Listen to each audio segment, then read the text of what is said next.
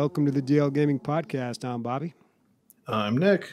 I'm feeling good coming off of that Movies on the DL episode, Bobby. I thought it was pretty good. Yep, good app. Good app in the can there. Coming to you soon. MDL. Good app. Speaking about episodes in general, patrons, thank you. You keep both shows afloat with your donations. Although this month, I'm highly suspect on whether or not you guys actually enjoy the content overall, or you just want to hear us talk about our dirty laundry. Because people are just messaging me straight up, hey, I just gave you guys more money. Give me the episode.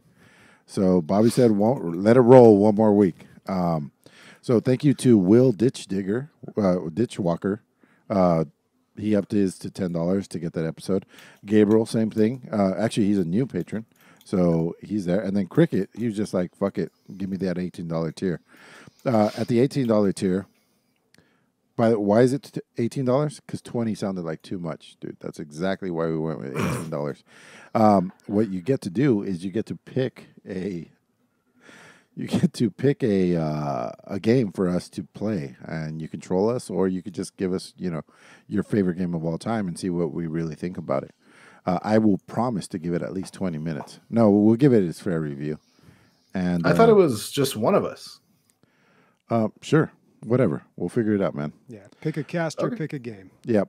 And last thing I want to say is with these plugs and everything, ultimately what we need you to do is just get to our website somehow. It's dlgaming.net. From there, you can see what we look like. You can, download pictures and use them as your wallpaper because you like it so much. Or you can find episodes. You can find all the tags for all the things.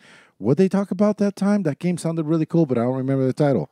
Boom. Go to the episode. Click through them. Oh, this is the game. Boom. There you go. It's all linked there. Also, by the way, we have merch and all that other stuff. So everything good is at our website. Go there. It's Nirvana for gamers. That was good fucking plugs, man. Good fucking get claps. Come on. Very professional. Good job. Thanks, man. Wow. Well, if this is your first time joining us, sorry about that. We don't pander to the audience too much. Enough. Not nearly enough. All right. Let's talk about some video games. Let's get to our On the Radar section. The first game I want to talk about is Papetura. This game has been on my wish list for a while. It finally released just recently on May 7th. This is a point-and-click adventure where you play as this little paper guy. The interesting thing about this game is the way that it was designed was by making these little paper sculptures, I guess, and filming that and using that in the game. So it's got this really interesting look. It looks, I don't know, a little Tim Burton-ish in a way. I don't know how to describe it, but it's got a very unique look to it. It's the epitome of what South Park could look like. Like I always said that, like South Park, it looks like paper mache, like looking around, but it looks terrible, right? If you're gonna make that artistic and beautiful, that's kind of like what it looks like. Yeah, it's unique. It's hard to describe. It looks great though. Yeah, claymation, I guess, is the closest thing. Yeah, okay. Claymation with paper, stop motion. Yeah, it looks great. They had a demo out for this that I played. It was very, very short, unfortunately, so not a whole lot to go off of. The reviews have been fairly positive, but the game is it's on sale for around $10 right now, so grab it while you can. Will you? I might. Point-and-click adventures, which I absolutely love. I haven't had time to play recently. It's really been disappointing. I still have to finish the last Deponia game, and I have a lot of other ones just backed up, but it's so difficult to start a point and click and then pick it up at a later date. Yeah. You have no idea where you were, why you have all these things in your inventory, what goes with what. So when I start it, I usually like to finish it maybe this summer. Cool. I'm talking about Enlisted this week. It's a World War II shooter. Surprise, surprise. But it's it has a really weird mechanic that I've never really seen in a multiplayer. So it's cross-platform. It is made by the guys who make War Thunder, and so it's like, you have your normal game modes, team deathmatch, all that kind of stuff. But instead of just controlling one guy, you control a squad. And it's a online. first-person shooter. And so the way it works is that your squad follows you, or you can tell them what to do. And you can choose what kind of units are in your squad. Like there's a machine gunner, there's an anti-tank guy, there's like a rifleman. And so when you're playing, you play as any squad member you want to play as, and you can just press one button and you switch to another squad member. And when you're not controlling them, they're just essentially like medium level bots. So basically, Clive Barker's Jericho. This is really interesting, man, because we've talked about it recently a few times. That's not really, it doesn't really matter when you have this small squad and you tell them to do this or that, because you're going up against AI bots. On your team, you have AI bots, and they're just going to fight each other. They're going to do whatever they want anyway. They might change their position, but that's about it. But when you're playing against the ultimate prey, other humans, then that switches everything up, right? Yeah, so I think it's pretty awesome. There is a one person game mode, where you just control one character and everything like that.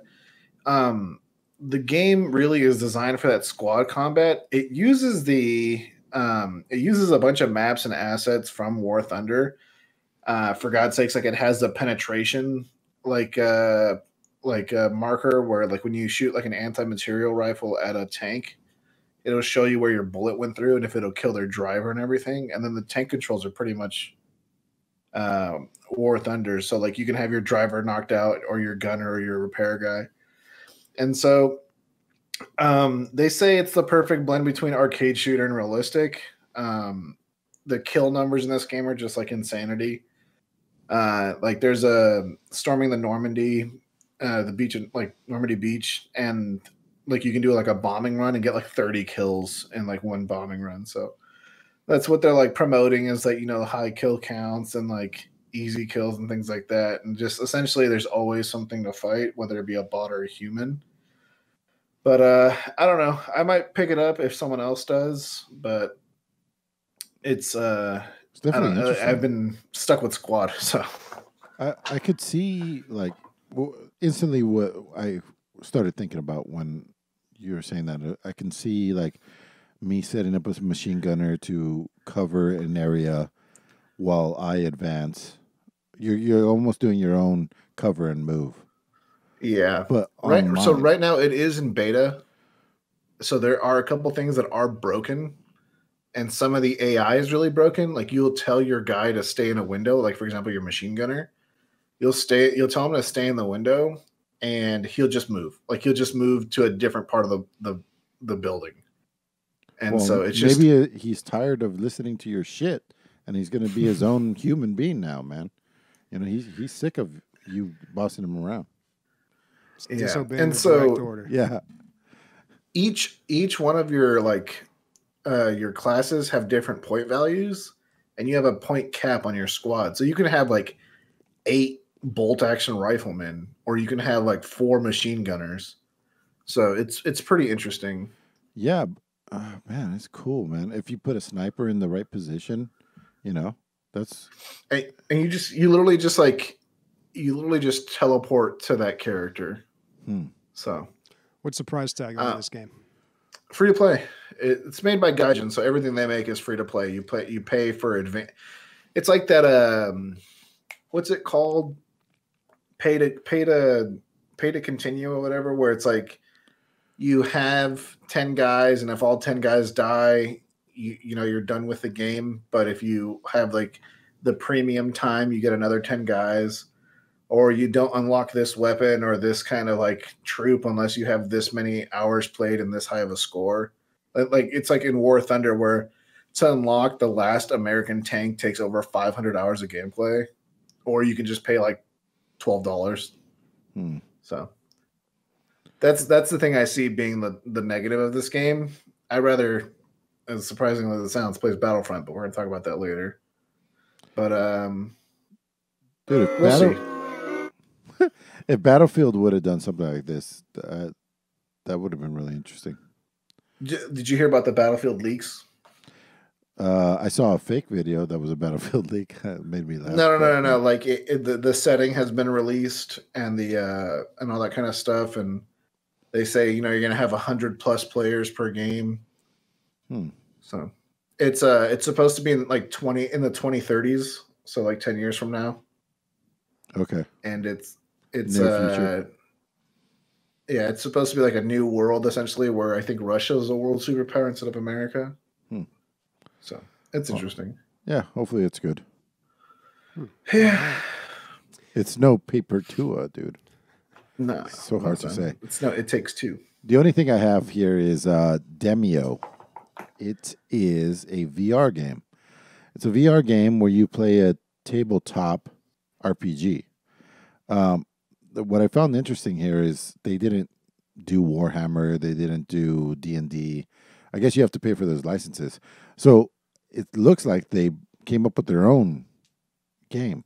So you go through this game, you roll dice, you have cards in your hand, and you adventure through this dungeon, looking down on this game with animated tokens. And it looks fucking fantastic. It looks so good. And the reviews are in the 90 percentile, even though only 200 people have picked it up.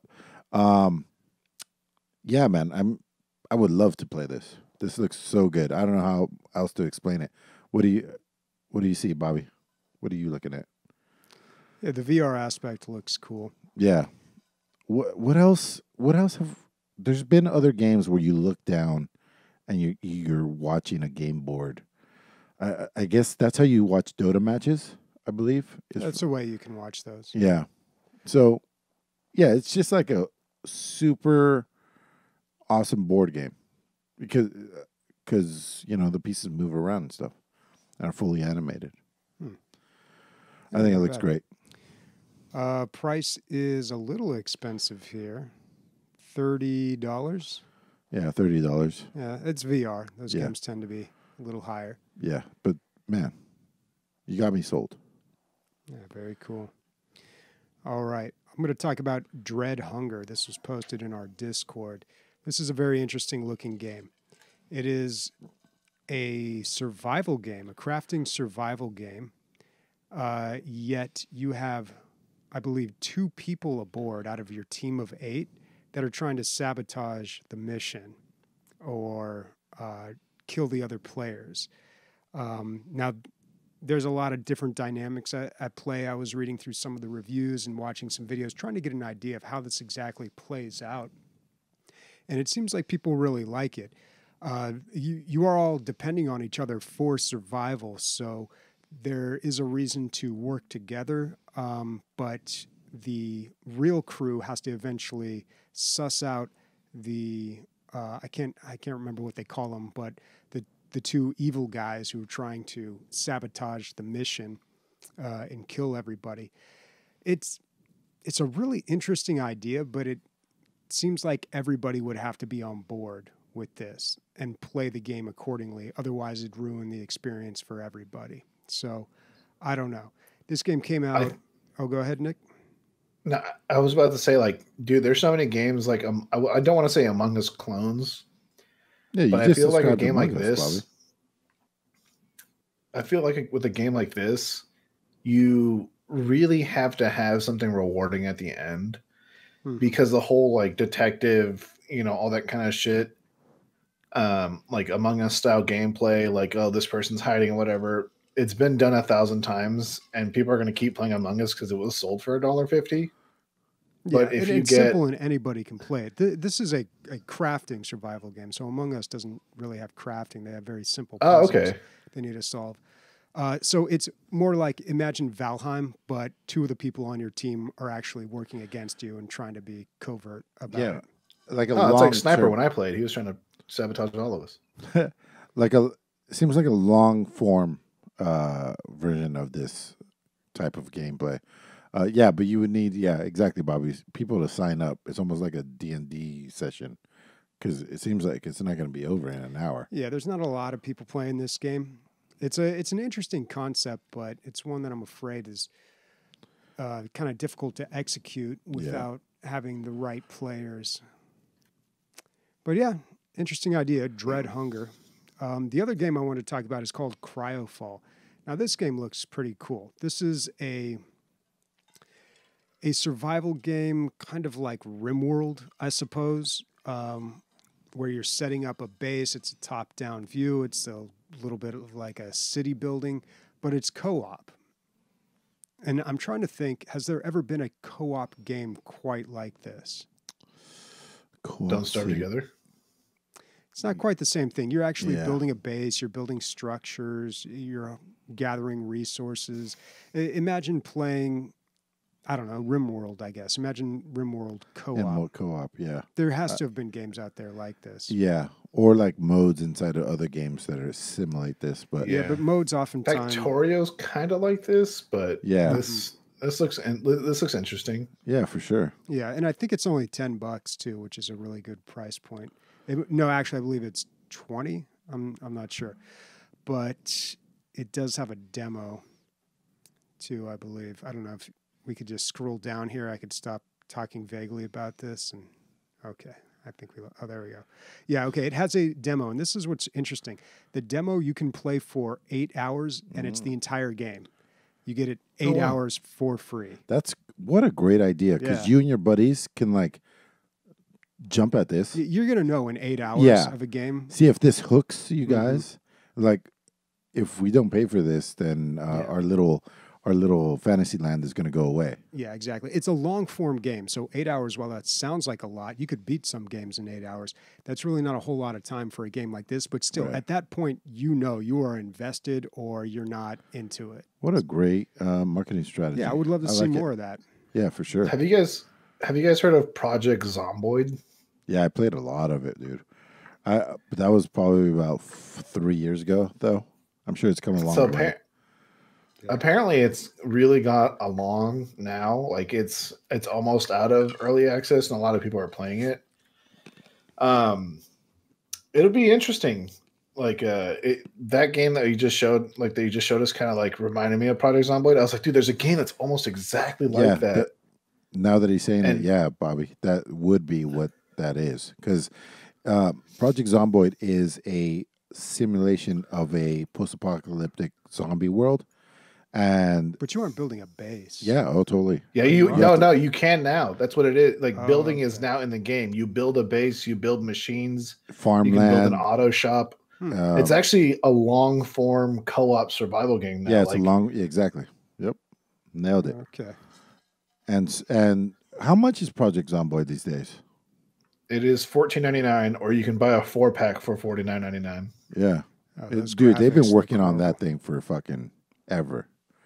Yeah. It's so funny. You can spawn as like completely useless people or people with actual skills. So yeah, your race, gender, background, and the stuff you start with is all completely random. Yeah. And you can get like really broken starts. Like you can get a prepper that has like a bunch of guns, a bunch of food and everything. Or you can get like some like gamer nerd that doesn't have any skills. Yep. Wow. Yeah. All right. Well, as we transition to the highlights of our week, just wanted to shout out SMI Jeff coming in with a 17-month subscription. And I'm going to throw out one more on the radar. Mr. F and Sweet has been playing Pistol Whipped on VR. We brought it up originally, but he actually bought it and he's been playing it. And he said, if you already have audio, what's the one that's super popular with the laser swords? Beat Saber. If you already have Beat Saber, this is probably the best $15 you can spend. It's a on rails action. Actiony, kind of like, I think it's a rhythm game, and you play through, but you're shooting things, and it's like, you're going through like an action sequence. It says Pistol Whip is an unstoppable VR action rhythm FPS. Yep, it's got crazy good reviews, and I would like to check this out. We should load up that VR we paid for, Bobby. We really should. Yeah, got to dust that thing off. This does look good. What's the price tag on this game? I believe it's $15. 15 bucks. Okay. Is it 20 now? Maybe it was looks on like sale. it's 25. Yeah. All right. VR games are always a little bit more. Yep. All right. Let's talk about some games that we have been playing. So I have just been replaying some old stuff. I played some more Scavengers. So second time around, getting to spend a little more time in this game, kind of understanding it a little better and appreciating it a little bit more. Still some things I don't quite get. The hunger thing, still don't understand it. Mm-hmm. I was trying to craft an upgrade in the menu screens and I did the wrong one. I tried to cancel it and do another one. Then I found out, there's this power meter that you got to charge and it just charges over time. Wasn't really excited about that. Kind of left a bad taste in my mouth. I don't like the idea. That's very mobile game to me. Like just wait for something to charge It's a up. throttle for people that do really well in the beginning to not snowball too fast. Like okay. Yeah, so it's like, and it's a dumb thing, right? You would think if you're good at the game, you should win, right? But it's let's say we all go for the same giant info chicken nugget, and we go and fight, and we kick 3 teams' ass, and there's 12 more teams left, and we have all that data and stuff. When we craft our best shit immediately, we would keep snowballing, and then that's their version of stopping that. Yeah, it's a comeback mechanic, or at least, like you said, a throttling. You can't have people snowball too hard because then... Yeah, that makes sense, but it still feels kind of weird, you just got to sit around and wait until you can craft this stuff. So. But like you said, there's so much things to do, right, in this game. Yeah, but here's the thing. I really wish I enjoy the beginning to mid part of this game, and I don't like the end. So it's a battle royale. They got this circle that closes in and forces everybody into the center to fight. That's not as fun to me. What's fun to me is just going around with 2 buddies and just PvE raiding a base, and then, hey, maybe there's an enemy team there, maybe there isn't. If there's an enemy team, do we disengage? Do we try to take them out? What do we do? That's what's really fun. I wish the whole game was like that, or maybe there could be another mode where there wasn't this circle just closing in on you. There is a game. What is that game? Fuck. The EA game that we said the game. Apex? No, that we said that the shooting is exactly like it's that RPG. The Division? Yeah, the Division. The Division 2 is exactly what you just described, Bobby. But is there PvP? Yeah, you go into the blackout There area. is, but it's dude, the Division PvE and PvP is so weird to me in the sense of okay, I get it, you're trying to make an RPG and you're trying to do everything, but when it comes to gunplay and stuff like that, if I have an M249 machine gun and I put 800 rounds in you and you don't die, I don't care what game it is. Now we're in a fantasy land, right? Yeah, we're in a fan. Oh, I'm a Division member and I have all these things. It's no, dude. 800 rounds is gonna after 2 you're dead. No, 800. I can take it 100, dude. Promise. 800. The first 700 doesn't fade. The last 800. But it's But overall, you still enjoying it, Bobby? Yeah, I still think it's a good game. The technical issues seem to be worse for me this time around, or maybe about the same, but other people said they were better. So I think they're working on that. It does seem like they've changed some stuff too in the week or 2 since it's been out.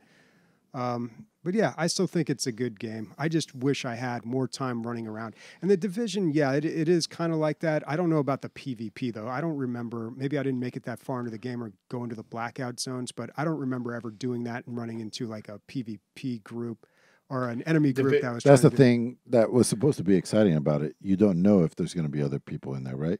Division PvP, as someone who did a lot of it, is exactly like WoW PvP, where it's you're gonna face this you're gonna face a paladin, a shaman, and a druid, and the paladin's gonna have this weapon, the druid's gonna have this armor, and the rogue is gonna have this this weapon.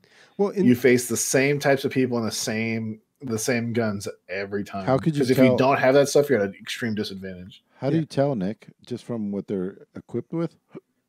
I mean, you could look at someone and be like, oh, he has a vector and it's a certain color, so it's the legendary one that does a fuck ton of damage. So, but people are constantly working on their characters in the Division. In Scavengers, everybody starts relatively from the same space, and then they have to go out grab resources, Yeah. craft items, and then build up. And then that game ends and a new one begins. So I like that. I don't want to be in the Division 2 and then run into some dude who's got 500 hours in this game. Yeah, You know? right, and right, he's right. just got all the gear.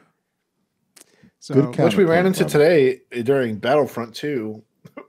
We got absolutely stomped in our first game. It was like, dude. Well, we played Heroes Bobby versus goes, Villains. that guy's 214. And I'm like, what the fuck does 214 mean? And look, we're looking at his player level, and it's level 214, dude. And we're like, what the fuck? What is your guys'? So I have some. Well, I think mine's like 4, and Bobby's like, you I have don't know, like an 20 account something. level, but each character has their own character. Oh, level. right, So right, we were right. playing Heroes versus Villains, which I is- like that one. Yeah, it's a good mode. It's, You get to it's play 4 all the people. awesome people. Yeah, but the problem is you run into people who are just way out of your league, Yeah. and there's no way you're going to beat them. So Nick, his first time playing the game, he's level 1 with everybody. He doesn't have the cards with all the abilities that make him more effective. And then I haven't leveled up a lot of them. And unfortunately, that's what keeps happening to me in Battlefront. Like, I played these games. We played the Supremacy mode as well. But I keep playing these characters that I want to level up instead of the characters who are leveled up and have all the good gear. Right. Because there's no more room to grow. Sure, I could get more levels, but there's nothing really left to unlock on those characters. So I just keep playing all my low-level stuff and just getting shot up left and right, but slowly grinding.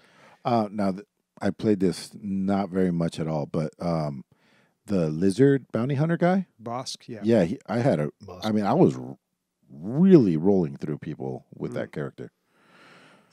Yeah, he can be good. I haven't played much of him. If you get used to one character and you learn their play style, you can be a lot more effective, but I've been bouncing around so much. But Nick, you were having a lot of technical issues with this game. He was it was really weird. I had 3 crashes in 45 minutes, and it was always near the end of the game for some reason. I looked up a bunch of things, and they're all just like uninstall and reinstall and uninstall and reinstall again and again and again until you eventually fixes itself. But it just doesn't like to run on newer cards for some reason. I don't know what it is. I would like to play this game. This is the kind of game where it's like, I have an hour, I have like a couple of friends on, let's just hop on and play for a little bit. In my eyes, that's with all Battlefield like games. Or the thing is, like, when you play a game that's a lot more serious, because in this game you're jumping around as Yoda chopping people's legs off and shit. Like it's a fun game, or what we call like an arcade game, pretty much. Mm-hmm. But when it comes to like, hey, I got 2 hours, and I kind of want to be a little bit more serious, or like play a little bit more tactical, then that's when you play like Squad. But Battlefront 2 is, for what it is, it's good at what it is, but is it a good game? I don't know. I had fun. Like, I had fun for the 45 minutes we played. Yeah, that's about how much it's good for. About 45 minutes to an hour is a good window for that game. It's the Star Wars universe, so I really just enjoy being in that. But as simple as this game seems, and as much as it doesn't seem like there's skill involved, I still feel like I just get murdered by these people who know things that I don't. Or, I don't know. It really does show, because like the map knowledge, not only that, but like cooldown and respawn knowledge is very apparent. Like when we were playing the domination game mode, where you have to capture the points and stand on them or whatever, and it captures it and it starts filling up your team's bar. Like, there were people on the other team that were just throwing grenades and just instantly killing people because they knew exactly where they were going to spawn and stuff like that. So it was interesting. Yeah, I don't know. I really wonder about those technical issues, because this game runs very weird on my computer. I've got a 1080. It's not a new card by any means. And sometimes I get really bad frame drops. And if I alt-tab out of it and alt-tab back in, sometimes it fixes it. Sometimes I have to do it a few times. So I don't know. It's just an odd game. Like, for this, I love, I think the main thing that gets me to play this game is like, oh my God, I'm a fucking rocket droid. Or like, I was like talking for like 15 minutes. I'm like, I'm a droidica. Like that's why I play this game. Yeah, It's not you because gotta like play as all the characters. It's like playing with action figures. They have all the moves exactly. you know from the movies. It's fun in that way, and it has its Yeah, moments. I have some good times in this game, and it doesn't feel high stakes. It's so you don't feel too bad when you lose, but unfortunately, there's a lot of landslides. Nothing will ever top Team Fortress 2 for me, though, as the ultimate no or low stakes game. Yeah. Like that game is so low stakes, and yet I have so much fun in it. I don't know. I hate when people take the spawn retimers off, though, Yeah, because I that play hurts. attack versus defense. Mhm. That's my favorite, and you have to have that. Otherwise, the defense is always going to win. You don't see that too much anymore because That's of the good. way that they've done the menus. You don't really browse for servers like you used to, and a lot of them are like official Valve servers when you just hit like quick match or play game, and you hop in there and it'll throw you into one of these where they regulate. They don't even have sprays anymore. You can't even use sprays. There was in a those heavy servers. update recently. I want to play. We should play. Yeah, I'm always down for some Team Fortress 2. All right, I got a lot of things in a row, but nothing too deep. So, Borderlands 3 Bounty of Blood. I bought this back a little while ago. Bobby, we talked about it.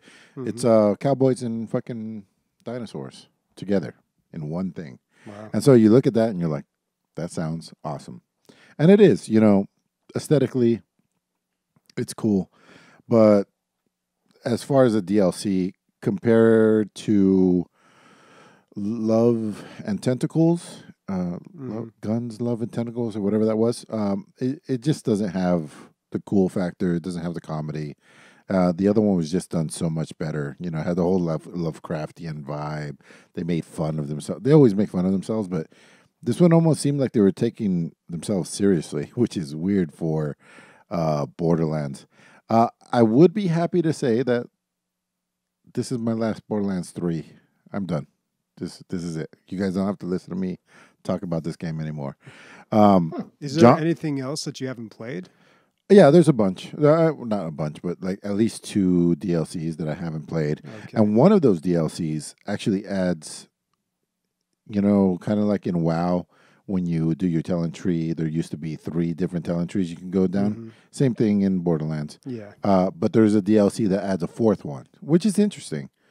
But I feel so OP right now. Like there's not much challenge anyway. I'm doing Mayhem 3, which is, different levels of difficulty. There's so much to complain about this game, Bobby, and I don't know why I keep playing it. The Mayhem levels are not randomized. So Mayhem 2 is like this and this are modifiers, and those are always the modifiers. So you can build, a character that's anti Mayhem 2. You know what I mean? Like Mayhem 3 specifically was anti-incendiary, which I had built my character to be incendiary. I went to Mayhem 4, that has been lifted, and I'm just wrecking everybody.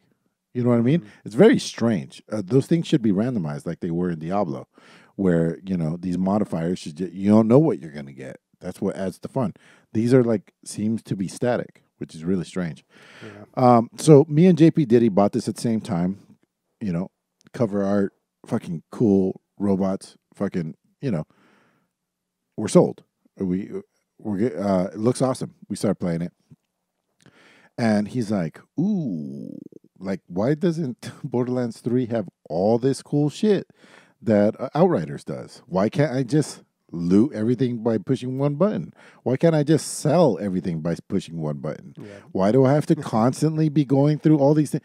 And I felt like a guy with an old car, and I would give my friend the ride, and he's like, why am I rolling up my windows, dude? Why isn't there a button for this? Yeah, I was like, I'm fucking, and I'm like, my arm's tired. It's still a nice car to me, kind of feeling. And then, I haven't played the last 2 Borderlands, but I remember their UI being absolutely terrible. Yeah, it's in the terrible. first one and mildly better in the second one, but I remember their UI just being so. I always refer to it as how how to really fuck up a UI. Yeah. Like whenever I need a bad example for a UI, I always reference Borderlands 1. Dude, I've played hundreds of hours of Borderlands games. I still don't know how to do certain things. Like, I still have to fumble around and try to figure out how to do things. Mm-hmm. Sometimes things just don't work. And then you think, oh, that's not how you do it. By the way, it is how you do it. It just happens to not be working this time. So, anyway, after I finish this DLC, I'm done. Until Borderlands 4. Oh, God. The reviews are not great on this one. Yeah. It's unfortunate. Oh, they have new mechanics, Bobby. You want to hear what the new mechanics are? What's that? Teleportation. What? Yeah. How does that work? You push a button and then you teleport somewhere else. Okay. That's their big thing. The best thing about this DLC is they have a whole area where it's very Portal 2. Like, it's an old facility that's run down. They did experiments. It's very creepy in there, but the machines are kind of still going. That was cool. And I'm in that part right now. It's the only thing that's keeping me going. But overall, like, unfortunately, it just wasn't good. Wow. And the vehicles are you cool. mentioned WoW, and I do want to let you guys know about this. June 1st is the Burning Crusade release date, with pre-patch coming May 18th. So log in a WoW Classic and level up your 60 before then. Bobby, you want to reconsider all that schooling you're going to be doing? During summer? No. Yeah. No. I got an invite to the beta for Burning Crusade. There's just no time for that at all. It would be fun. It'd be interesting. It'd be interesting for a while. I wonder how far I would make it before I'd give up, though. I am playing a Blizzard game that I can't talk about right now, and I'm excited to talk to you guys about it. It's actually good, and I'm having a good time with it, but NDAs and secret stuff and all, guys. Wow. Another thing that I played was Nex Machina. That is the same developers. This is a game made in 2017. Same developers as Returnal, which is the big AAA roguelike that everybody's talking about. John is JP Diddy is enjoying it so much that he's even looking at the other games that they have made. He's like, hey, you should play this. This is another game that they had made. And what's interesting about Returnal is bullet hell generally isn't done in third person. You know, bullet hell is almost always top down. You know, or side scrolling, kind of like Raiden, or you know those plane games. And they are like, fuck it, let's just make it a roguelike fucking bullet hell game, but we'll just do top notch everything. And that's what they did. But it's always fun to go back and see their roots. And apparently all their games previously are all bullet hell. And that's exactly what this is. This is a lot like Android Cactus, Bobby. Do you remember that game? That had the same perspective, didn't it? Yeah, it's like a top-down perspective, and it's a twin-stick shooter, and it's bullet hell, and it's in your face, and the music's thumping, and a lot of bright colors. Holy shit, is this fun, man. I had a hard time putting this down before you came over. I was just playing, you know, it's hardcore arcade. Just, you know, it even calls your... when you start over, a continue, like 9, 8, you know, it's just like you're at the quarter in. Yeah, pump the quarter in. And you only have a certain amount of them. I don't know what happens at the end when I run out of. I have 99 continues. I don't know what happens when you run out of them. But holy shit, was it fun. I want to compare it to I, Dracula, or Vengeance, or whatever that was called. Where Genesis. There's so much in that game. They went for depth, right? Like tons of stuff, tons of unlocks, tons of characters, tons of everything. This is like similar, but the other side of that. This is only the action with none of the depth. There's a few guns you can get. There might be a shield you can pick up, but in general, it's just the action. And the action is done so well that you forget about the depth. Like, you don't need it because it's... Fuck, it was like... one of these frustration games where like it starts you instantly as soon as you die. So you don't get to pick up exactly where you died. You have to start the room over. So the room starts, you play through it, you either beat it or you don't. If you beat it, the planet is some sort of like cubey weird thing. And you move to the next area. But that might be on the right angle of where you're at. It's very like strange when you go to the next level. But anyway, then you start playing the next level. And if you die, you have to start that level again. But each level is only about a minute. So it doesn't feel that bad. But you only have 5 lives. So you got these checkpoints along the way. Yeah. And just having a great, great time. Bullet helly as shit, especially when you're fighting the bosses. And, you know, every once in a while, there's only a 4-pixel spot where there's no death. You know, one hit, you're dead. And I'm standing on this one area, and I'm like, how am I in the one spot in this whole screen that wouldn't kill me? Like, how did I pull this off? Like, if you were to rewind it and watch slow motion, you could watch it all come out. But that's some good game development, that all your random effects, all these bullets can lead you into this one spot that you're going to survive. And then you battle your way out, and guess what? There's only one spot that you're going to be alive in 7 seconds from now, and you got to figure out where that spot is. And you're doing all of this while killing things from all angles. It's a great game. It's 9 out of 10 on Steam. I think it was $20. But yeah, I can recommend it. If you like twin stick shooters and you like a lot of action, pick this up. Wow. Yeah. A ringing endorsement. Yeah. I was thinking about picking this up. I don't know if I'm going to do it on PS5 or on PC. The reason being is that I've been playing It Takes Two on PS5. That's where our TV's at, and we play every night at least 45 minutes. Dude, that game is so much fucking fun. We're on the last chapter. We're on the last like 45 minutes probably. There's a website it's called How Far Am I?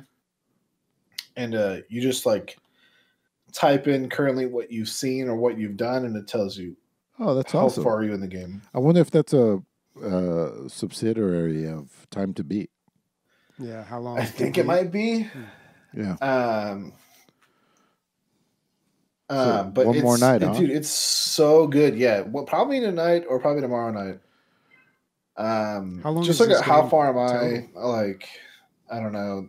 It Takes Two, and then that took us immediately to the game. Dude, this game has so many mechanics. It's absurd. Like, it's like someone decided to like take the Unity engine and was like, look at all these pre-built mechanics, like third-person shooter or like Diablo-esque game mode. And that's what they did. Like, there's a part of the game, it's not much of a spoiler. There's a part of the game where one player plays as a wizard and then the other player plays as a warrior, and you're fighting stuff like it's Diablo. And there's like another part where it's like Devil May Cry, and they're like one player plays as like the assistant character and the other player plays as like a Dante kind of character that does like combos in the air. And the game's always changing. It's always introducing new mechanics. The only thing that I would say, it's like it's always repetitive in the sense of like, oh, I have this power, I have this power, this other power, and so you always have to work together to do it, but it does it in the best way. But I think it's great. I'm not going to replay it, but I'm going to beat the game and enjoy it. I've enjoyed it a lot. It talks about a lot of real topics and shit, and there's a lot of if you're in a relationship, you'll definitely understand a lot of the stuff that they're talking about. Like, for example, like one of the chapters, there's 9 chapters, and one of the chapters is about passion, and not like passion like a sex life or like physical love kind of passion, but in the sense of like, hey, you should probably support your loved one's passion in a healthy way, but just support your loved one as much as you can, I guess you can say. So It's really interesting. It's like Crash Bandicoot on steroids. That's co-op. So I can't stop saying good things about it. What's Leslie think about it? Have you talked to her about it? Leslie loves it. She's like, I love playing this game. This is probably one of the best games we played together of all time. And like I said last episode, it has the quickest, or it's tied for quickest time to cry for the both of us. Like it's tied with God of War, where like in the first 5 minutes you're crying. So it's pretty good. There you go. It's pretty good, Bobby.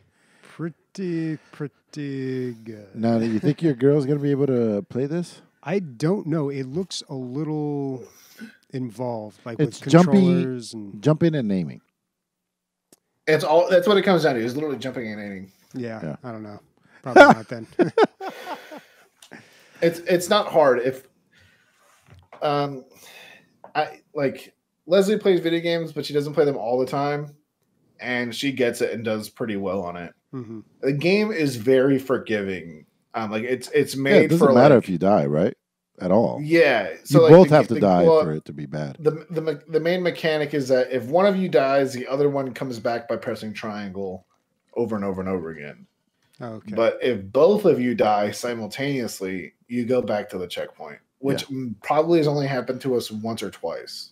Yeah. And so there's always like there's some chapters where one player obviously has like an advantage, and I shouldn't say advantage, like a strength, and the other person's like the assist character, and there's a bunch of chapters where you're both the same kind of level in power, but it's great. What's the overall, how long would you say, how many hours to beat this game? So I looked at the time that we played so far, and I looked at the average time to beat, and it's 10 hours.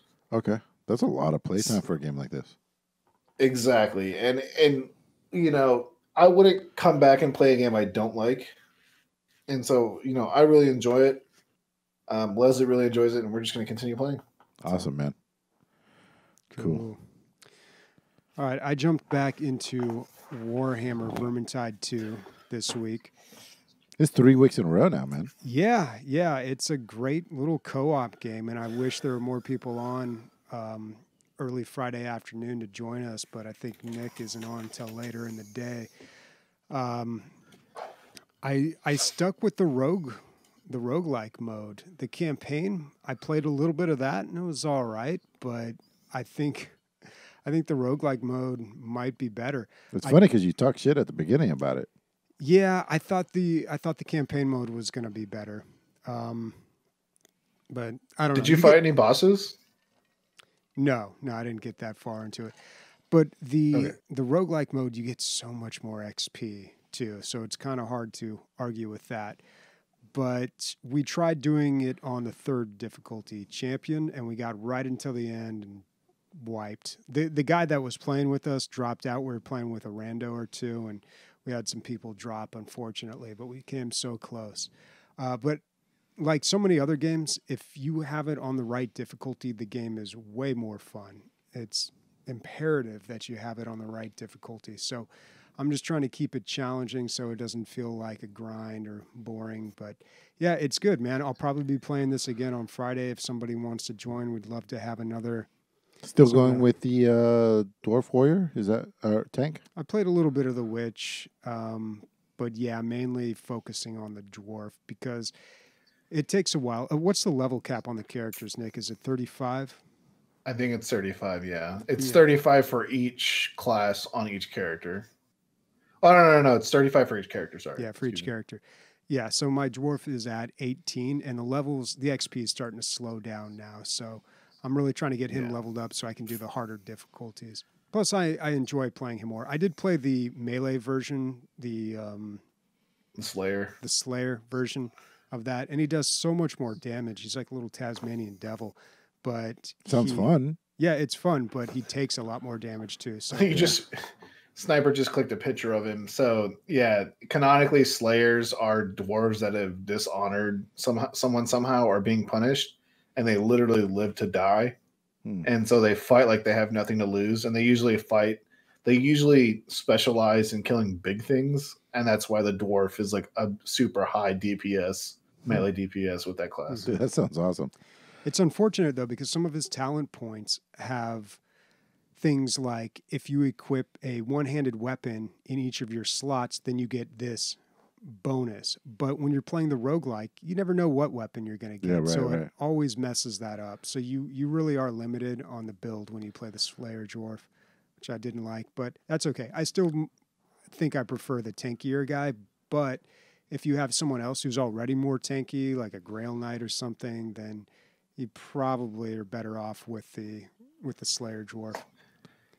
This might sound like a plug, but if anyone is a DLG fan, I uploaded like a 30-second video on my YouTube channel of when we were playing Vermintide 2. It was me, Sniper, Bobby, and Leslie. And so it's pretty, and, it's funny, but it's just, it's pretty, it just shows how random the game is sometimes for the, what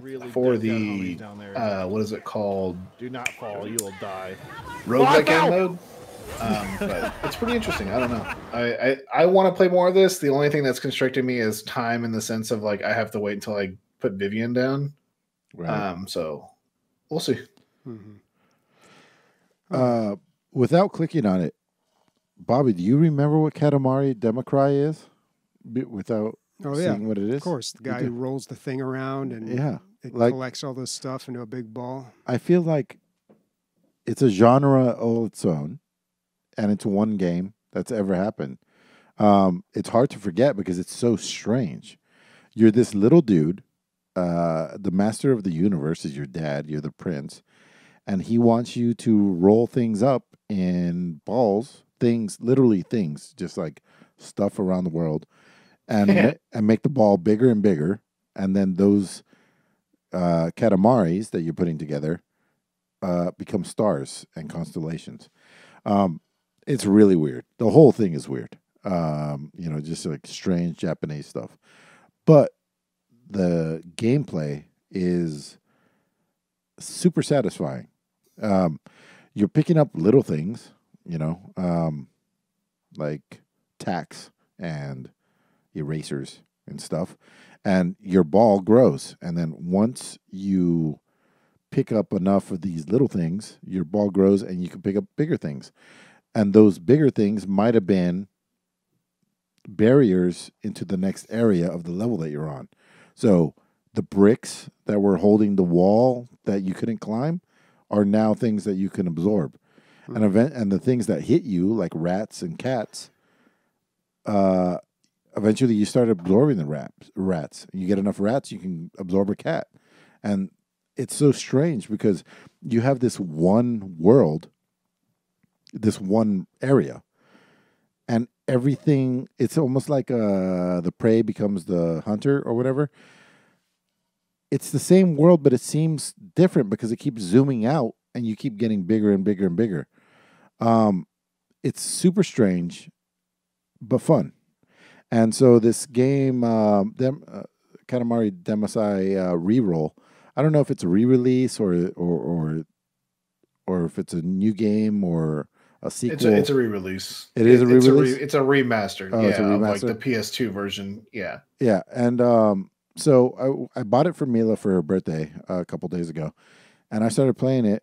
I did a couple levels, and it holds up, man. It's just this weird gameplay loop that's fun. You just keep getting bigger, you get pick up bigger stuff, and get bigger, pick up bigger stuff, and somehow it works.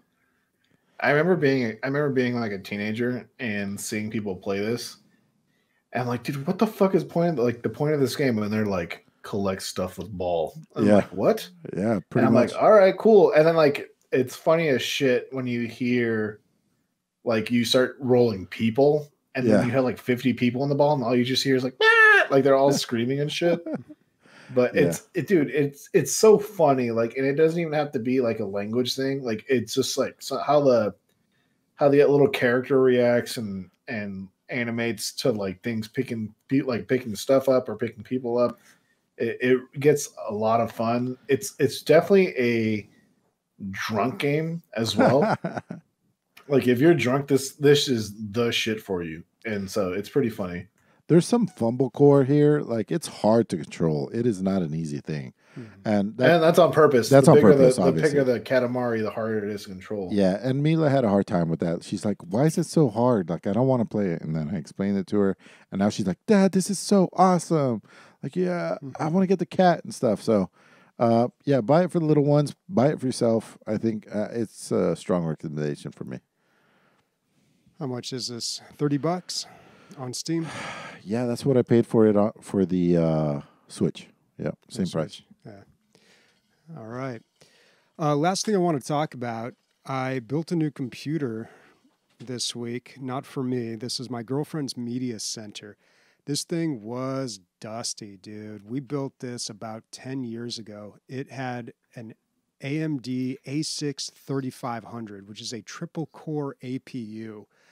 Why? Oh, God. Anything that's odd numbers when it comes to cores, I'm just like, why? Yeah. What's the point? It's an odd choice, but it was right around the time that AMD came out with the APUs, which is kind of a combination of a CPU and a GPU. It's got the graphics card built right in there. That was the big selling point of it. So I thought it'd be great for a media center. It worked fantastic 4 years. At a certain point, it just kind of became too much. I noticed when we tried to load up web pages like Disney Plus, that thing would just take a little longer. We tried playing a lot of video. The audio was out of sync. It couldn't keep up after a while. The problem is that the custom PC market is crap right now because of bots, because of silicon shortages, just for all sorts of reasons. So finding the CPU that I wanted was a real pain. I had been on OfferUp and eBay just looking all the time for months. I had been looking just every so often, looking for an AMD 3200G or a 3400G, and just happened to find one at a decent price. $100 for a 3200 used. That's, about as good as you're going to get these days. So I pulled the trigger on it, got a new motherboard and RAM. We put it together, and thankfully the thing is working fine. It was stressful buying a used PC part. I would not recommend it. I was really nervous about, is this thing even going to work? The guy who sent it said it came with a cooler. He sent me a cooler for an LGA 1155. That's like an Intel processor from like 10 years ago. I don't know what that was about. And that's, so when it comes to like buying or selling used PC parts, man, like I sold my 1080 for like $200 and something back before like all this shit's been going on. Mm-hmm. And there's a PC place like next to me that assembles PCs and stuff like that, and they buy and resell parts. And when I sold it to them, I was like, what's the verdict on buying PC parts that are used? And they're like, don't do it. Even when we check stuff and we like stress test them and stuff like that, there's always something that slips by, or there's always something that's weird. And you don't want to be the guy that buys a used part and then has to, call AMD and say, hey, this doesn't work. I bought it used, and then instantly they hang up the phone. They're like, if you bought it used, that voids the warranty and stuff like that. Yeah. Well, you don't know what people have used it for. Now, the thing with CPUs, though, I've never, in all my years of fixing computers, I've never ran across a bad CPU. Yeah. Like, ever. I've never heard of it. Yeah. So I wasn't really worried about that. The pictures didn't show any bent pins. I figured it was okay. The guy had a good rating. The CPU cooler was a pain in the ass. Now, I jumped back on OfferUp, and I found someone locally that had like a AMD Wraith Stealth cooler for $10. Just drove over and picked that up, and yeah, it was great. It worked. Did you take your gun? No. No, but it did kind of feel weird buying something like that. It was like some kid too. It's been a while, huh? Yeah, his mom came out and everything. Like, I guess to make sure it was in. Well, I mean, this is San Diego specific, but it was in Linda Vista, which isn't the best neighborhood around here. So I was glad I was able to get that together. But also, the problem that you run into with some of these motherboards is they work with the 3000 series of AMD, but they need a certain BIOS. So if it's an older motherboard and they haven't updated the BIOS or didn't ship with it, then they're technically compatible, but you need to update the BIOS by installing an old CPU first. They've gotten around that with some boards where you can plug in like a USB stick with a BIOS on it and flash it that way. But this didn't have that feature. So I was really nervous that I just got something that had been sitting on the shelf for like a year and it wasn't going to work. Thankfully, everything did. I tested it out, played a 4K movie. Everything's looking great. I want to test it out with gaming because a 3200G should be able to handle some, nothing intense. Probably it takes two. Yeah, I'm sure it would handle that. But to give you an idea, the 86 or the A6 3500, the triple core that I had before, that thing we could play The Walking Dead. Remember that game? Yeah. The old Telltale game. Yeah, we played that on 720p. That's about all that thing could handle. Yeah. Yeah. So that thing could not do gaming very well. Did you guys finish it? The Walking Dead? Yeah. She cry? I don't think so. Wow, dude. I cried like a baby, dude. That was the first video game to ever make me cry. Yeah. Now I'm stuck with the rest of these PC parts. I looked and saw how much they were going for. It's not even worth selling. So I don't know what I'm going to do with these old PC parts. But it was just, dude, it took months of being on OfferUp, eBay, Mercari, whatever, and just flipping through 3200G, 3400G, like what's out there, sending countless messages. Oh, already sold it, or no response, or, just. There's a point, dude, where you have to be like, how valuable is my time versus let me just spend the money. If you would have paid $200, would you know how much a 3400G retail goes for $300 on Amazon right now? Yeah, that's what I'm saying. If you could have got it for $200 6 months ago, would it have been worth it? No, it wasn't a rush. It wasn't a rush. Yeah. Like I told her, like, I'll look, and if something comes up, then yeah, we'll grab it. But it was not a rush, and the budget was $300, so we stayed within that. But $300 for a CPU that came out years ago for $150? No, dude. Plus, I don't want to support people who are like gouging prices like that. Like, I read a headline, just a headline, that IBM came out with a brand new technology that went from 4mm to 2mm. So they doubled the amount of transistors on a chip. We'll see what that ends up happening. I don't think IBM's running around just lying about shit. Yeah, but who knows when that'll make it in chips. I mean, AMD has come out with the 4000 series. Like, those are technically out. You just can't buy them. They're like nowhere to be found. I saw some on eBay from like Korea or something. So I don't know, man. It's really unfortunate because even if I wanted to, I couldn't upgrade my home PC. This is how much trouble I went through just to get one CPU. I can't imagine doing this for other parts. Now, hard drives don't have a problem like this, and some of the like motherboards are like hit and miss. RAM is relatively cheap now, but still, like graphics cards and CPUs, it's just not good. Are you 100% against buying a pre-built like I did? And not really, but I don't know. I've got a lot of hard drives that I need space for, so I don't know. What's on those hard drives, Bobby? Just data,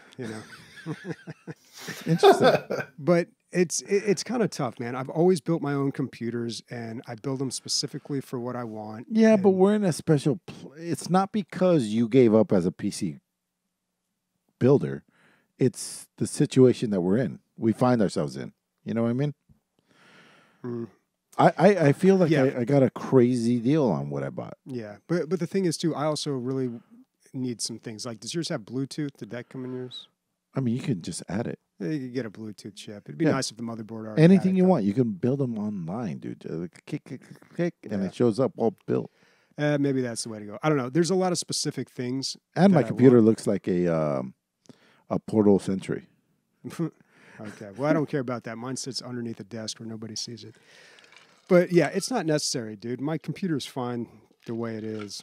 It's still running all my games. It runs Battlefront II, so I guess I'm still good. If it runs TF2, that's all we need. Yeah. All right. Well, I think that's about it for On the Radar. Let's get to, highlights. Let's get to listener questions. Right on. You want me to read them today? Sure. Sure. The first listener question is from Warconius. What's the last thing you did for the first time? Yesterday, I feel like such a fucking retard. I inflated inflatables, like for a pool. You know what I mean? Like little donut stuff. With this one-way valve that I wasn't familiar with. You have to squeeze it in order to get the air into it and also out. Didn't know about it. So I'm pushing with all my fucking might, dude, with my balls, my what's that, diaphragm, everything, trying to get this air into this thing. And Sam's like, why are you trying so hard? And I was like, this is really hard. And she's like, you squeeze it and it opens the valve. And I was like, I haven't blown something up with my mouth since I was a kid, and this technology didn't exist. So lies. It's existed since I was a kid. I've discovered this when I was a child. Yeah. Yeah, you just I was an adult when you were a child, the part and then you blow. I was an adult when you were a child, dude. Think about it. Yeah. But yeah, no. Yeah. So that happened. Wow. The first thing that I did for the last time I did something for the first time was I planted some ghost pepper. Carolina Reaper. Why would you go so hardcore, dude? Can you eat that shit?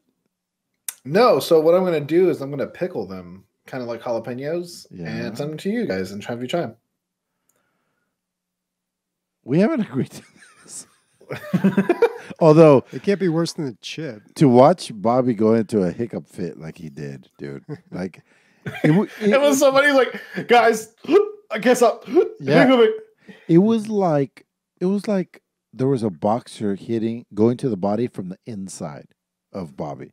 Like a little tiny person just trying to punch its way out. That's what it felt like. Yeah.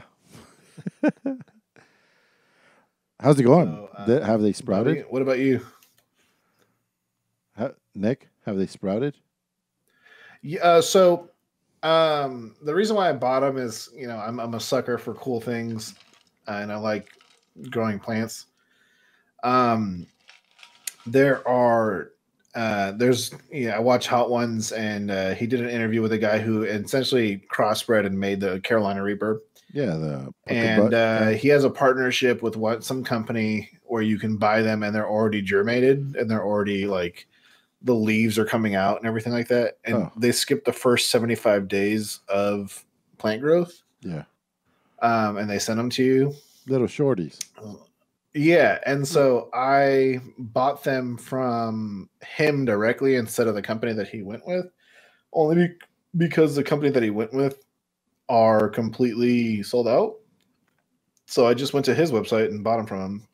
There you go. And you can buy them pre-germinated, and they're, I think, 80 days old, and they come to you, and the leaves are all waxy and nice and everything, and they're ready to go, even though they've been in the shipping box for 4 or 5 days. So I just bought 2 brand new pots from Home Depot, and got some Miracle Grow and put them in there and put them on my backyard. So I like growing stuff. I built a planter for my front yard and put lavender in there. And when I planted it, it was so small that it wouldn't have flowers. But this year they're going to have flowers, so it's going to be really nice.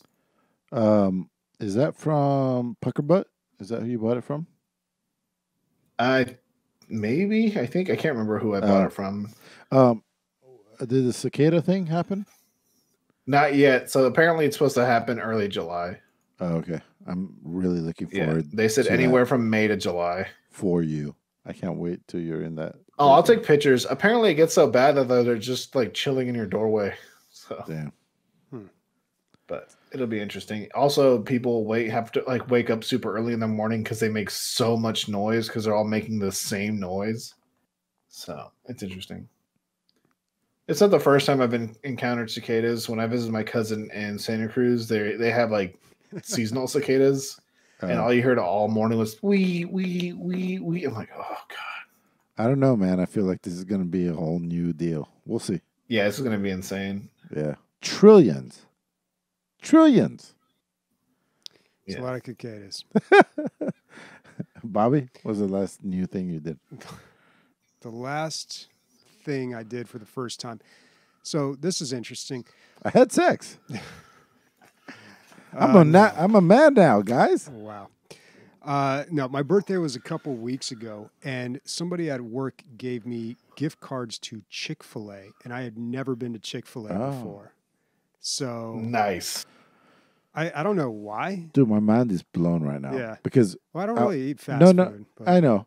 But I was just out there talking about how good our chicken nuggets she just made were. Mm-hmm. She's like, yeah, they taste like Chick-fil-A. And then we had just had this conversation about how McDonald's now has a spicy chicken sandwich that is 100% ripping off Chick-fil-A. Like, it comes in the same bag. It has a pickle in it, like, in the same fashion. It's 100% a ripoff. It's really good. I got something that I'll one-up you on this one. You know, Costco now has a chicken sandwich? No, I didn't know that. A fried chicken sandwich? Yeah.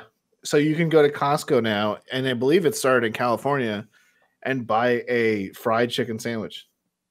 So anyway. Well, we should explain because a lot of people don't have a Chick-fil-A. Okay. Chick-fil-A is what, like a sandwich fast food joint? It's kind of a little more upscale, like an In-N-Out, I would say. It's not like a McDonald's. Right. I think it was started, but they were kind of popularized when they were against gays. They had like this real hard stance against homosexuals, and they weren't open on Sundays because it was like a religious organization. They still aren't open on Sundays, by the way. Yeah. As someone who lives in the South and has 6 Chick-fil-A's in his town, they are not open on Sundays. Well, you don't sound bitter at all, dude. Bro, you know how many times we've been so lazy on a Sunday? We're like, it's the Lord's Day. Let's rest. And then it's like, fuck, Chick-fil-A's closed. Did Jesus not eat chicken on Sundays? What's the deal with it being closed? No, it's in the Bible. It's known that. No, I know what the deal. Jesus Christ. Come on. Okay, never mind. Okay. All right. But no, Chick-fil-A's so tasty, and you can get so fat from it. And the lemonade is delicious. Bobby, first time I had it, I know this is what we're getting to. First time I had it, I was like, what's the whole big deal about? I didn't get it. And then I've had it probably 10 times since then, and yeah, it's pretty good. What was your thoughts? Well, I had the chicken sandwich, and it seems like the big deal is the sauces. Like, what sauces are you going to get? So I had like their original Chick-fil-A, whatever, and then like a spicy honey mustard or something. I mean, it was pretty good. It tasted a little better than fast food, but I'm not a connoisseur when it comes to these things. You know, I can't really compare. You're not a foodie, Bobby? Not really. Like, I'll try anything, and I've eaten a lot of different stuff, but I don't regularly go out and get food from like fast food or restaurants. A lot of taco shops, you know? Yeah. Like burritos. I could have a burrito and say, like, no, I could tell you where that lines up with other burritos in San Diego. But when it comes to this stuff, I don't know. I thought it was all right. But she gave me a lot, man. She gave me like $30 worth of Chick-fil-A. So, whoa. Yeah, I'll be going back. The spicy chicken dude, is where it's at, dude.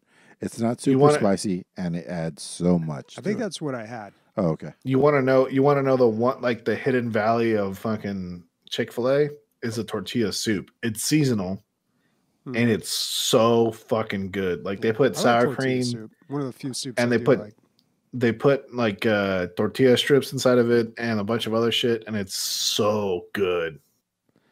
Mm-hmm. I almost don't even. This information is so top secret. If I were to say it on this podcast, I feel like it's gonna disappear in the ether. Somebody's gonna call the Jack in the Box people, and they're gonna know the flaw in their ways. But I'm gonna go ahead and share this with everybody here. If you go to Jack in the Box and you get a ultimate cheeseburger with bacon, bacon ultimate cheeseburger, you're talking about a $7 sandwich.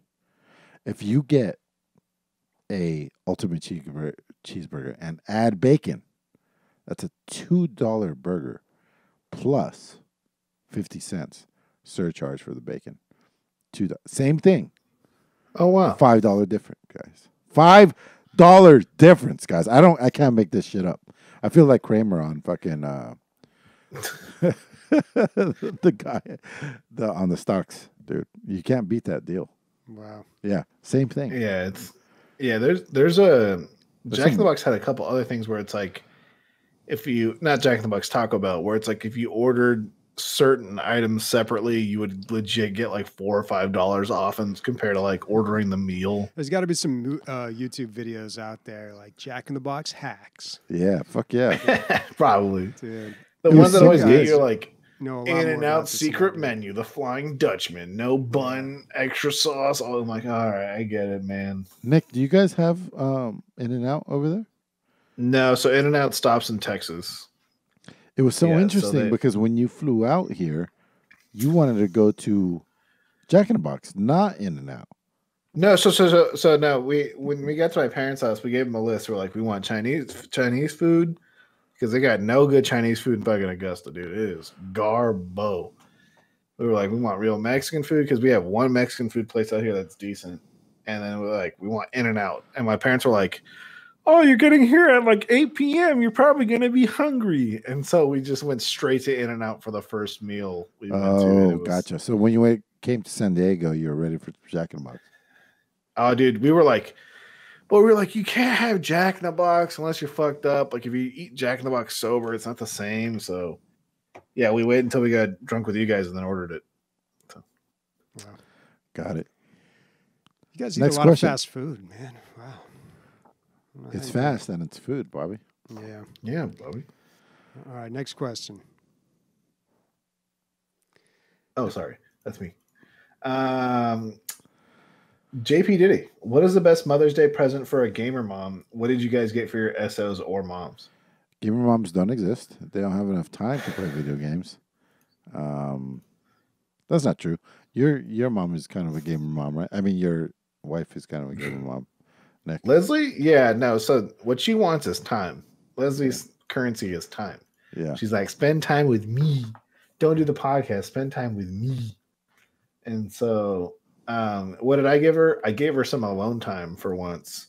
I got her a 2-hour massage, like full body, like they take care of your feet, your hands, your face, everything at the nicest day spa in Augusta, which she said was like incredible because we've been to a couple different massage like spots in like Monterey and like here and some other places, and she's like, this is hands down the best. So she, I was taking care of the baby and she was by herself and she had some alone time and she got a massage and a bunch of other stuff like a foot scrub. And so I think so me and Leslie kind of have this thing now. It's like we don't really care about shit. Like we have, I'm not bragging or anything, but like if I want like a model, I'll buy the model, right? Or if I want a tool, I'll buy the tool.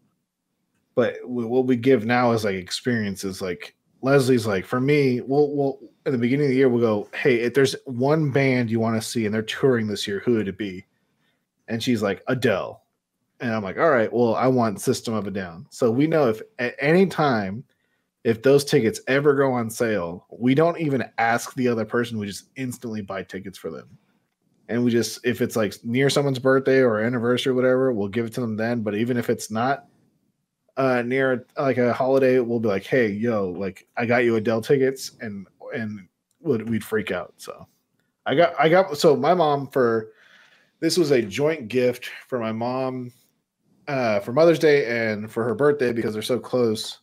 I got her Andrea Bocelli tickets, and Andrea Bocelli tickets normally for the seats that I got her pre-COVID, they're about $2,000, $2,500 each, and I managed to get them for about $840 total. So what it would have been $5,000 in normal tickets, I got them for $850, $840. When's she going to that? So it was actually supposed to be on May 15th, but Andrea Bocelli was delayed. He has first dibs on San Jose Stadium for like actual performance, but everyone's saying late June. But regardless, she's like, I've always wanted to see him live ever since, I've heard him sing. And so, yeah. To give you an idea of how much she loves him, last time I went to her house, she's my sister. She played about 75 minutes of him, his sons, his daughter, all singing. So he is a very good singer, though. Yeah, and so she's told me multiple times, she's like, the only thing I want to do before I die, besides see you have grandchildren or see you have children, which I've done that. She's like, is see Andrea Bocelli live. She's like, I've seen so many other people live. I've seen Michael Jackson live. I've seen Prince live. Damn. She's like, I want to see Andrea Bocelli live. So I'm like, all right. What did you get her this year? Oh, you got her the spa day. Bobby, your girl's not a mother. I guess it doesn't. No. I haven't got that bitch anything, dude. Actually, no, I'm kidding. So it's weird. I have a weird lineup. So it's like my mom's birthday. The following day is Mila's birthday. The following day is Mother's Day. And his mom's birthday is in there too. And then that's all in a row. That's like 3 days. And then it's my birthday. Yeah, but nobody cares. Your mom's. Nobody cares about that. Dude, I was talking to my mother-in-law today because she lives with us, and she's like, wow, you guys have so much stuff going on in May. I go, May, you can ask my sister. May is arguably worse than Christmas. Yeah. She's like, we go bankrupt in May. Because my sister wants to take my parents out. She doesn't want to eat at she wants to eat at a nice place, but then, my mom wants to invite all of her aunts, and she's not going to let her aunts pay. She's not going to let my mom pay, so she has to pay for everything. And so she's like, yeah, I'll go bankrupt in May. And Leslie's birthday's in May as well. So, dude, I'm like, thank God for Dogecoin, at this point. So, Bobby, do you know who Andrea Bocelli is? An opera singer? Well, he's a singer. Maybe he started in the opera. He's blind. He's like blind. So he's a blind opera singer who I believe was an orphan, and through singing, met his wife and had kids, and he's known as he sings in 5 different languages, like Spanish, Italian, Portuguese, English, and I forget the 5th one. And he's just a really cool guy, but he sings like a couple of unique songs to him, as far as like there's a song called Time to Say Goodbye, or Por ti volaré in Italian or in Spanish. And he's one of the greatest, if not the greatest, opera singer of all time. Like, he's up there with Pavarotti. So he's really good. He also sings like contemporary songs. He's sung songs with like Mary J. Blige and like Adele and other people, but he's really good. Yeah, he's a global vocalist. So anyway, we went for Mila's birthday, we went to a hotel, a nice one that has a big pool with a slide and all that. Mm-hmm. And just on the hotel room and the slide, we're talking $750. Just that. You had food and all this stuff. We're like well over $1,000, which is fine. We don't go out much, and we haven't gone out much, so it's good to like splurge a little bit and have a good time. So I'm like, oh, while we're there, I'm gonna get her a spa day, and I'm gonna get her breakfast in bed. So the day before, here's Emilio planning. The worst guy ever. I'm checking in. I'm like, hey, I want to do a little breakfast in bed for Mother's Day. Yeah. Due to COVID, there's no food. I was like, oh, great. Okay. Can we do a spa day, for Mother's Day? She's like, yeah, due to COVID, no spa day. Mm-hmm. So I'm standing there with my dick in my hand and 0 presents, dude, for Mother's Day, which is today. And luckily, she subscribes to Mexican Mother's Day, which is tomorrow. So I have one more day. One more day. So there we go. I got Leslie a vacuum she wanted, and I feel so bad. Here, clean better. I feel so bad. It's like, hey, it's Mother's Day. Here's a fucking vacuum. Clean up. Come on. Yeah. It feels like that. But no, she's been ranting and raving about this vacuum because, like, apparently it's a vacuum on Amazon that is like a non-normal brand like Dyson, and it like all these like YouTube moms say that it's better than a Dyson. So she's like, she wants. I was like, fine, fuck it, I'll buy it. What's funny about the Dyson, dude, is we bought the $400 Dyson, And I came on this goddamn podcast and I bitched about it for like, 5 minutes. And now I love the thing. Like, it's today. I cleaned the whole house, the whole car out with it. Like, it's really, really good. It just does its thing. It's Dyson's, as long as you use them for what they're made for. Like, there's a hardwood floor one. Like, they're pretty good. But Leslie's like, I want one for hardwood floor. I want one that works with carpet. I want one that works with rugs. I'm like, all right. Like, oh my God. I know. So we still use Elfster, which is like you put the items you want on a wish list. And even though it's normally for Christmas, it's now being used. Like, Amazon, like 2 months ago, just integrated directly with Elfster, where you can go to an Amazon item, you can click on it, and you can click add to my Elfster wish list. And my mom's like, what do you want for your birthday? And I'm like, I don't like really saying what I want to my mom because I know she'll spend $500 on her shitty son who hardly calls her.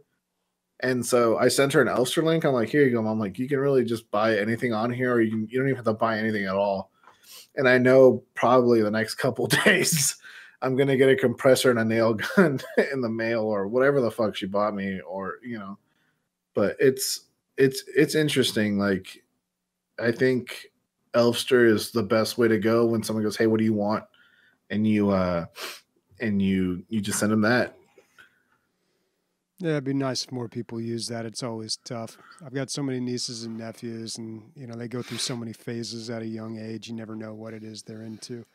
Dude, I feel so old. Sometimes I text my brother because I have two godsons. I have one that's on my mom's side, and I have one that's my personal brother's.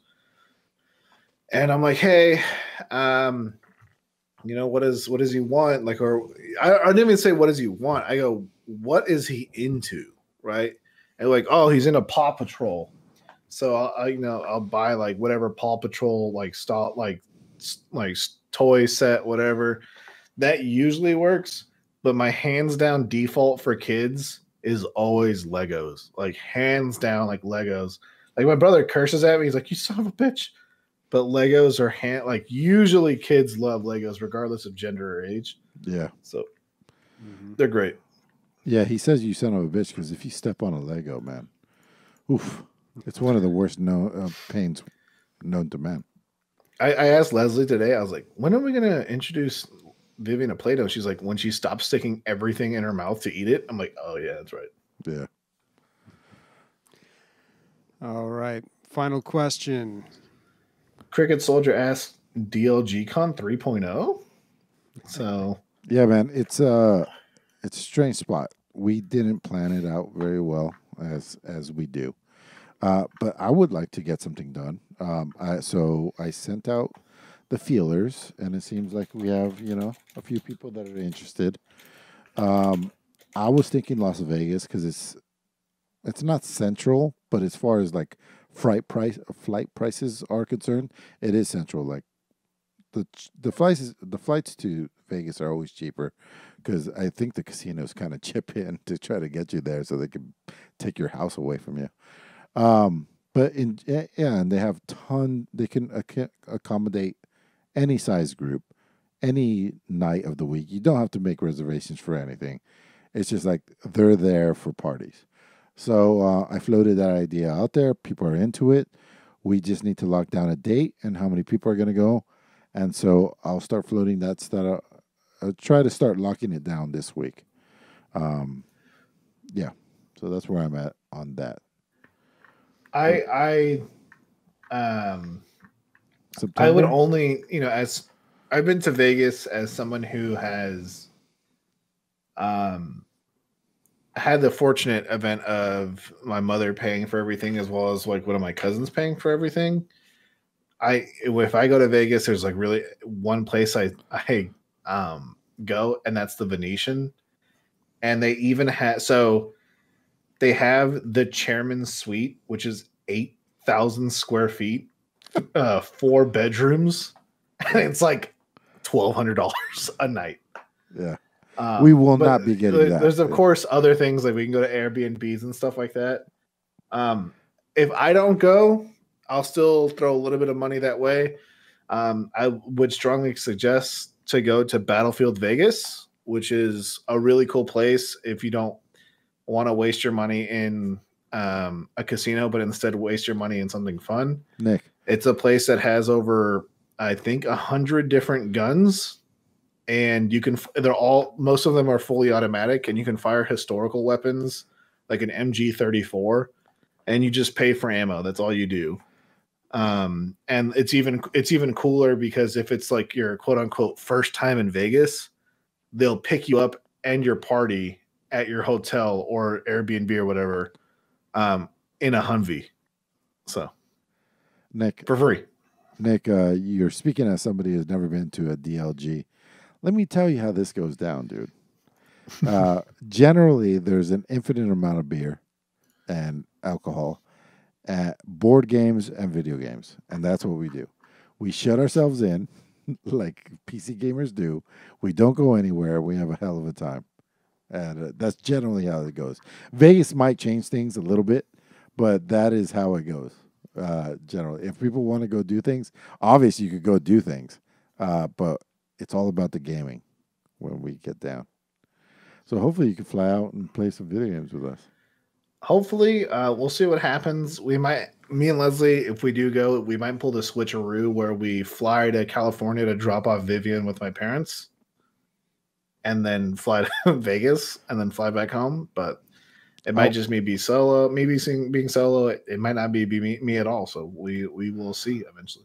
I want to get this 50% to, if not 75% locked in by the end of the week. So I'm actually going to try. Okay. Anybody else got anything else? Nope. What is everyone playing next week? Oh, I have one thing actually. So, this is something impromptu that I just thought of about an hour ago. If anyone wants to play games Tuesday night, it's my birthday. Or I might be streaming. We might be playing whatever the fuck comes up, or whoever has time to play. It might be Squad, it might be Vermintide, but we'll try to get something in there. Leslie always asks me, it's like, what do you want to do for your birthday? I'm like, yeah, just play video games with my friends, really. So we'll see. We'll see what happens, and I'll put it in the Discord. Nice, man.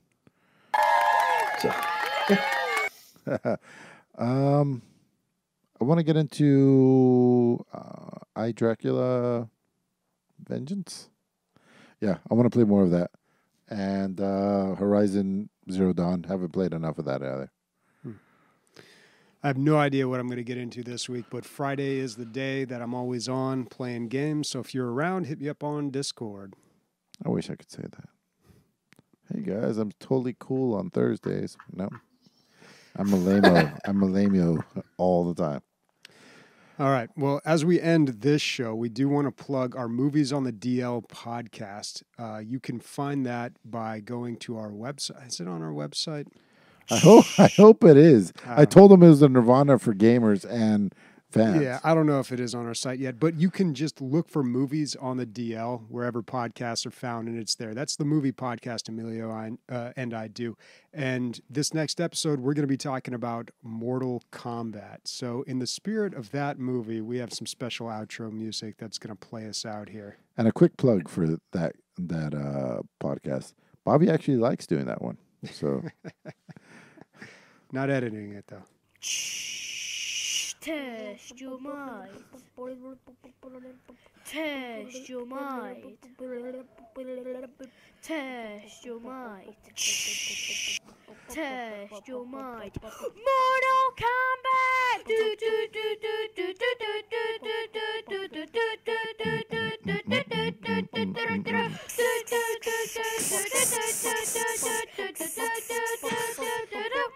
he's trying really hard.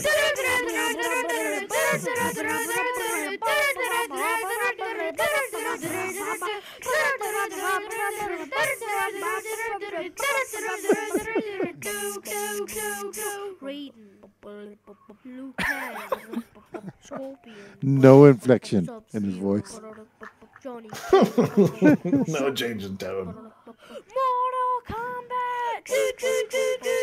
And it's funny because he doesn't yell. He doesn't want to get in trouble. You know.